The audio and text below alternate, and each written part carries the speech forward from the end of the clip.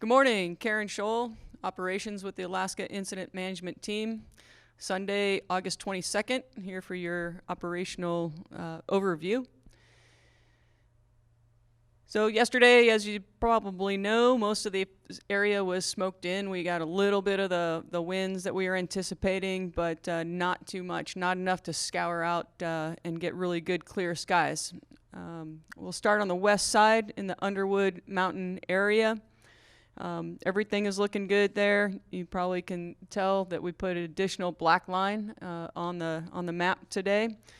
So we're feeling pretty comfortable and pretty confident that that line will hold all the way from the corral bottom, corral bottom, all the way around up into the Burnt Ranch area.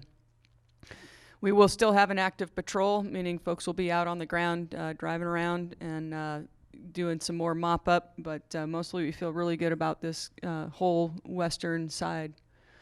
Up in the north of that area, in the New River area, down in Bell Flats or Five Waters, we did have those spots we talked about yesterday, 50 acres, and then yesterday we got another spot over in that area.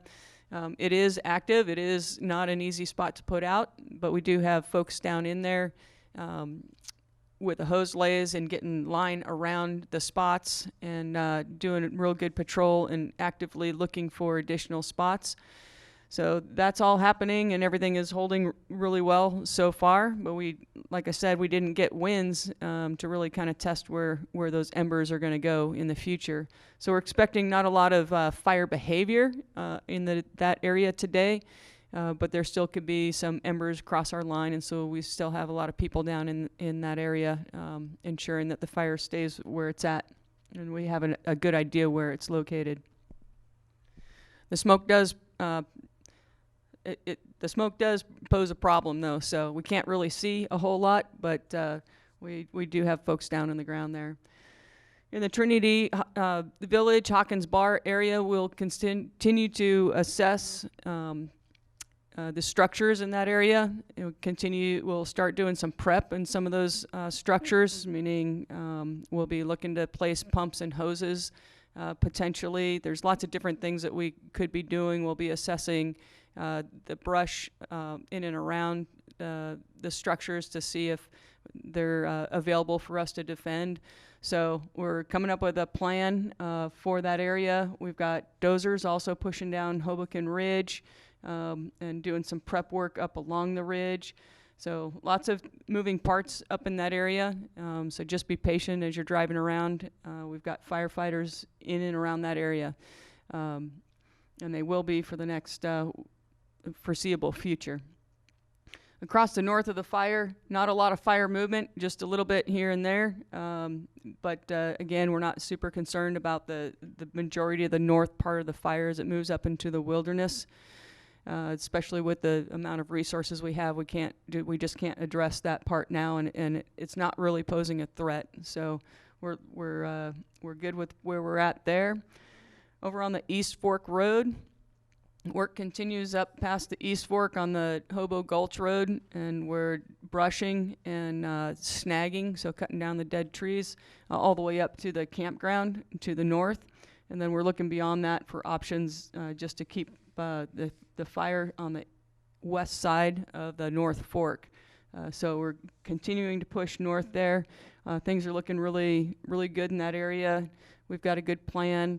The spots that we had 4 or 5 days ago across the North Fork of the Trinity, those have not moved. We're not detecting a whole lot of heat on those with the IR. A little bit of heat, but nothing. A little bit of heat as expected, nothing unexpected. And so everything's looking good there. The preparation on the dozer lines to cut off Canyon Creek continues. We're putting hand crews in to complete the bottom part of it where the dozers could not reach, and then also starting to lay hose along that dozer line. We continue to build plans for indirect and alternate lines as we move north of Weaverville. And we're working with CAL FIRE over there to determine and make sure we have good plans, and we're marrying up with what they have going on, and opening up old dozer lines, and like I said, planning this out a little bit more.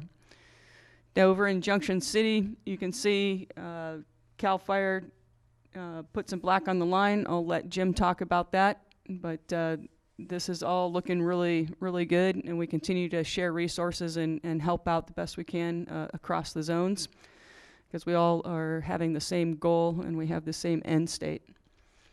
As we move around the map, over to the other side, over by High and Palm, in the hay press area, mop-up continues in our little triangle that we have established over here. Good mop-up yesterday. Last evening they did no burning. Conditions were not right. The fire is just slowly progressing with terrain and topography towards the west, but we're not actively putting fire on the ground. We're just letting it progress at its own rate, and we're just keeping up where we need to. We continue with the dozer press across the ridge. That's complete. We're following up with masticators to break down the fuel, and then we're progressing down the Pattison Peak Trail towards the bottom. So that should be nearly complete with the first phase, which is putting the dozers in to open the lines up. Then we have to follow with masticators and or hand crews, and then water handling equipment. So it's quite a process to get these things prepped in the eventuality that we need to use it as control lines. So our box, we talked about the box getting a little bit bigger and encompassing the Hay and Palm Road. So Hay and Palm is not off the plate as a holding feature, but it's just not the one that we think is going to be where we can actually hold it. So our box is a little bit bigger, and so we will have dozers and folks down here tying in some roads and bringing it back towards 9 Mile Bridge, and that'll be our primary large box. Down at Bar 717, that area is getting prepped as both a potential place for us to spike our resources, which means they'll stay overnight, get fed, and then be closer to the line in order to be able to get out more quickly to work, and then also just as a protection for that area. And then out in Hay and Palm, we're still working and planning out there. You'll see folks out there now and again, but definitely we have our eyes on Hay and Palm and the preparation and what it would take to protect that area. So overall, yesterday, good day. We have expecting fire weather today to be really minimal. There's going to be a lot of smoke in all the valleys and all the drainages, so that's going to impede the ability to see where the fire is, but it also gives us opportunity to get in and get our lines, progress with our line construction. So, you know, we talk about clean air being a challenge and a problem. We also talk about the smoky conditions being a challenge and a problem. So just depends on how we look at it. So we're going to take advantage of the smoky conditions to continue forward, press forward with our lines. And so when we do get clean air and the fire wants to move around a little bit with that ventilation, we'll have lines in place and not be kind of just trying to catch up and keep up with the fire. Before I hand it over to Jim, I just wanted to talk about PACE. It's a model that we use. We'll often refer to it as the PACE model or our PACE lines.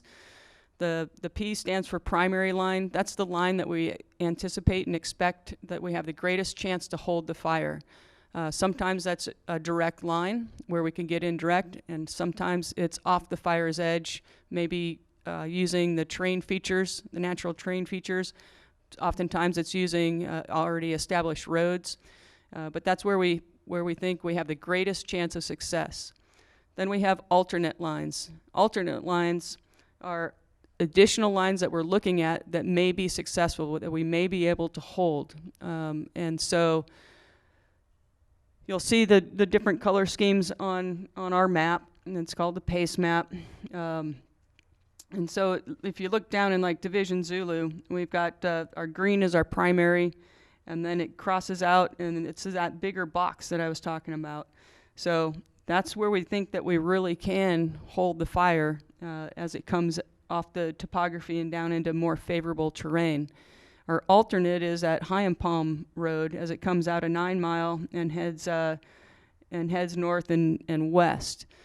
So the High Palm Road is not off the table. We would try and hold it there if the fire behavior dictates that. So there is a possibility we can hold it on that road, but that possibility and our confidence in succeeding at that is not super high.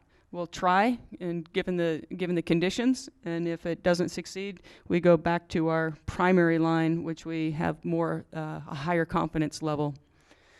Other lines you'll see on here are are orange and then purple, and so that's the C and the E. So the C is contingency lines. So if our primary lines fail, our alternate lines are failing, we fall back to a contingency line. And then if that fails also, then we go into our emergency plan. Oftentimes when we're dealing with structures and communities, our emergency plan is point protection in the community itself. So that means all of our other lines have not been successful, and usually that's dictated by the weather and the fuel conditions at the time. So that's a little bit of review of what the PACE model is. The lines can flip sometimes, so let's just use High Palm Road as an example. If we get into the fact that we're using our alternate line and it's going well and the conditions are such that we're really going to hold it, that will then become our primary line, and then our alternate would flop back to they would just flip-flop. But again, it's based on the highest probability of success, and that's how we determine whether it's a primary line or an alternate. So just want to go over that a little bit. You might hear us saying that type of terminology throughout some of our briefings. So that's all I have for today, and Jim will give you the update on the South Zone. Good morning, Jim Hudson, Operations Section Chief with CAL FIRE Incident Management Team 5 with your operational update for today. Beginning up in the Junction City area, we've continued to mop up and improve the control lines. Up in this area, we were able to add black line, or what is referred to as black line, which is a containment line around that area. As we move to the south along Dutch Creek, our objective has been to make sure the fire does not progress to the east of Dutch Creek. Last night, the fire backed down slowly, and we were able to do some low-intensity firing operations, and we've continued to hold Dutch Creek in this area. Crews will be inserting there today to mop up and improve the lines in that area as well, working back towards the Evans Bar area. As we move, draw a line basically from Dutch Creek to Maxwell Creek Road, crews have been working in there, improving the lines. 2 days ago, we had a spot fire right here, just to the west of Douglas City, drawing a line on a map. Crews were able to get in there yesterday and bring that spot fire. They're aggressively mopping that up today.